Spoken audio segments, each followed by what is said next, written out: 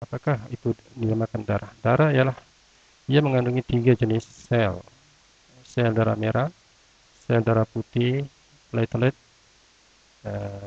Sel darah merah ini ialah membawa oksigen, ya. Ia mengandungi oksigen. Sel darah putih ini untuk imun melawan penyakit. Platelet ini untuk bekukan darah bila cedera. Darah dihasilkan dari tulang sumsum. Nisbah sel darah putih dengan darah merah ialah 1/600. Jadi bilangan sel darah merah adalah jauh lebih banyak daripada sel darah putih. Sel-sel darah mengalir dalam cecair kuning dipanggil plasma di dalam saluran darah. Plasma terdiri dari 90% air, zat makanan, protein, hormon, dan bahan buangan. Sel darah merah juga dikenali dengan nama erythrocytes, membawa oksigen dari paru-paru ke semua sel dalam badan. Jangka hayat sel darah merah ialah 4 bulan. Sel darah putih juga dikenali dengan nama leukocytes. Ya, ini sel darah putih. Fungsinya ialah menjaga badan kita dari serangan kuman seperti bakteria, virus, dan kulat.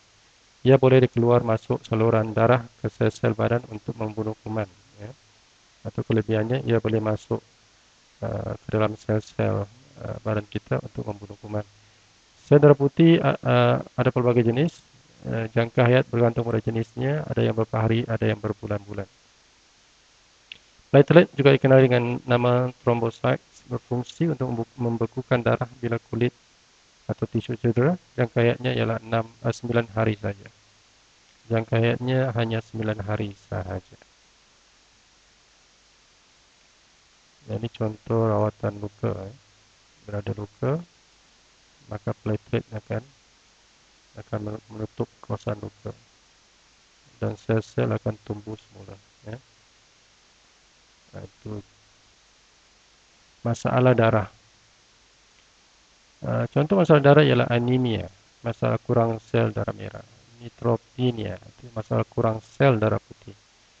Leukemia, sel-sel yang mengeluarkan sel darah putih terkena penyakit darah. Ya. Thrombocytopenia, ini masalah kurang sel platelet. Hemofilia, masalah kurang faktor pembekuan, clotting factor. Dalam darah menyebabkan pendarahan tidak berhenti. Ini masalah keturunan dan selalu terjadi pada anak lelaki. Von Willebrand, juga masalah kurang faktor pembekuan darah, penyakit keturunan.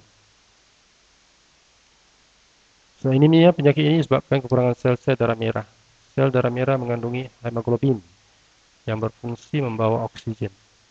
Jantung dan paru-paru terpaksa bekerja keras untuk mendapatkan oksigen. Ini masalah dengan penyakit anemia. Puncanya ialah pendarahan dalam seperti ulcer dan tumor, atau penyakit darah seperti leukemia, atau infeksi seperti malaria, atau kurang zat besi dalam makanan, ataupun haid terlalu deras. Jenis anemia ada 2 kategori. Satu disebabkan kurang zat besi, keracunan plumbum, penyakit kronik seperti bara, HIV, masalah buah pinggang. Yang kategori kedua ialah disebabkan sel darah merah cepat musnah. Ya. Ini contohnya kurang enzim G6PD yang mengawal sel darah merah dari dimusnahkan oleh bahan-bahan kimia dari makanan dan obat.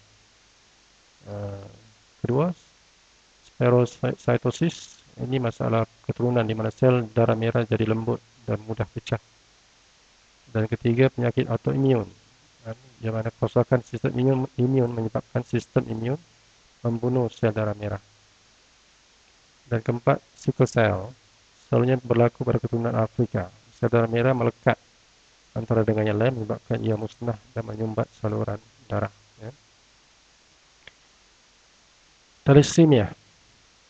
Thalassemia ini penyakit keturunan yang menyebabkan kekurangan darah merah ataupun anemia. Penyakit ini sangat berbahaya kerana sel badan akan kekurangan oksigen dan bekalan makanan. Organ limfa akan membesar dan menyebabkan perut kembung. Kanak-kanak yang menghadapi penyakit ini mungkin akan lambat membesar. Disaran penggunaan produk untuk penyakit ini ialah kita menggunakan Bicorb ataupun Bicon. Ya. 2 sudu 2 kali sehari dan menggunakan gamma merah 1 sudu 2 kali sehari. 1 atau 2 sudu 2 kali, 2 atau 3 kali sehari.